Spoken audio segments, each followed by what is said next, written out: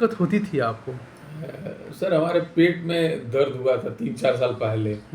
उसके बाद कुछ हम नॉर्मली दवा खाए, दवा खाने के बाद ठीक हो गया।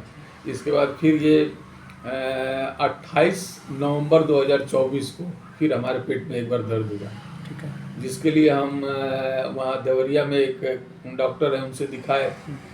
तो दिखाने के बाद हम ठीक तो हो गए, लेकिन फिर 1 महीने के बाद जनवरी में करीब 5 जनवरी को फिर हमारे पेट में दर्द हुआ। तो हम यहीं गोरखपुर में एक डॉक्टर हैं, doctor Pankaj Kumar, liver specialist हैं। ओके। तो उनसे हम दिखाए, तो वो कहे कि ये ऐसा है कि थोड़ा सा आप ये करवा लीजिए, अल्ट्रासाउंड करवा लीजिए। तो अल्ट्रासाउंड में उनके यहाँ जो हमारा अल्ट्रासाउंड का रिपोर्ट आया था, उसमें हमारे गाल ब्लैडर में पथरी दिखा रहा था 15 mm का। 15 mm का? जी, 15 mm का दिखा रहा था। और इसके बाद तो वो कहे हमसे कि ऐसा है कि ये दवा से ठीक नहीं होगा, आप किसी ऑपरेशन वाले डॉक्टर से, जो अच्छे डॉक्टर हैं उनसे ऑपरेट करवा लीजिए। तो हम उनकी बातों को सुन के चले आए, और आने के बाद फिर आपके बारे में हमको जानकारी मिला। ठीक है, तो हम आपसे आके संपर्क किए, और संपर्क करने के बाद आपके सहयोग से हम ठीक हैं। और उसके बाद फिर हमारा आपके द्वारा सिटिंग स्कैन करवाया गया, और पूरे पेट की MRI करवाई गई, जिसमें वो गाल ब्लैडर स्टोन 22 mm का दिखा रहा था। और आज हमको लगता है कि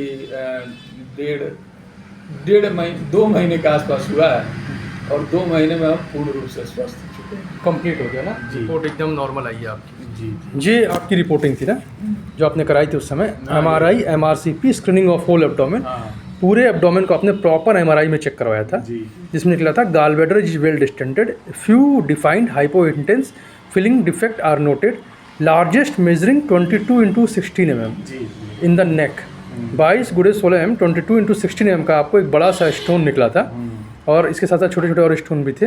इसके साथ साथ वॉल थिंकिंग भी निकली हुई थी, जो कि आपकी 5.1 mm की थी। एक गांठ भी बन रही थी गाल ब्लैडर के अंदर आपको, थिकनेस 5.1 mm की। सूजन था, पथरी थी, गांठ थी, काफ़ी कॉम्प्लिकेटेड केस था, कई सारी चीज़ें आई थी।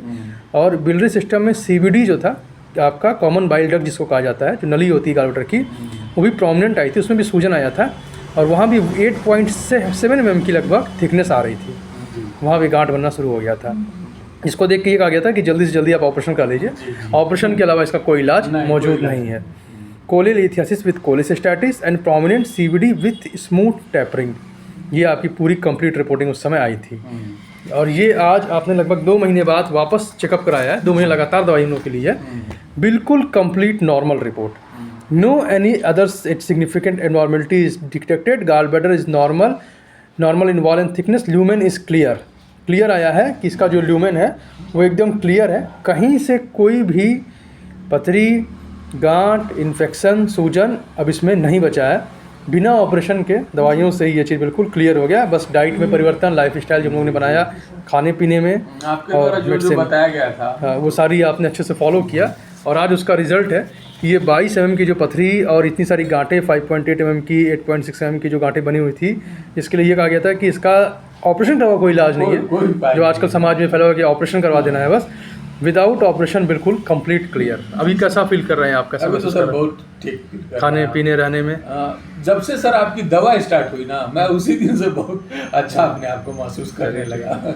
जब सब कुछ सही है, एकदम बेस्ट है।